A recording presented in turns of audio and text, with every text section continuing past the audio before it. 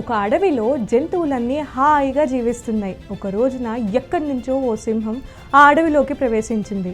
ఇంకేముంది, అప్పటి నుంచి జింకలు, కుందేలు వంటి జంతువులను వేటాడి తినడం ప్రారంభించింది. దీంతో అడవిలోని జంతువుల సంఖ్య తగ్గుతూ వస్తుంది. జంతువులన్నీ సమావేశమై సింహం పీడ ఎలా వదిలించుకోవాలా అని ఆలోచించాయి. చివరికి ఒక తెలివైన కుందేలు ఆ బాధ్యతను తన భుజాలపైకి ఎత్తుకుంది.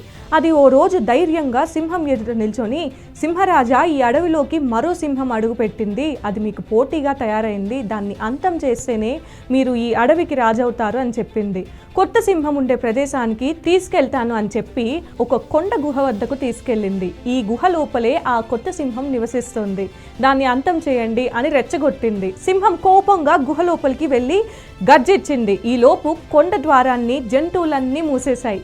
నీతి: కలిసికట్టుకు సమస్యలను ఎదిరిస్తే జీవితం సాఫీగా నడుస్తుంది.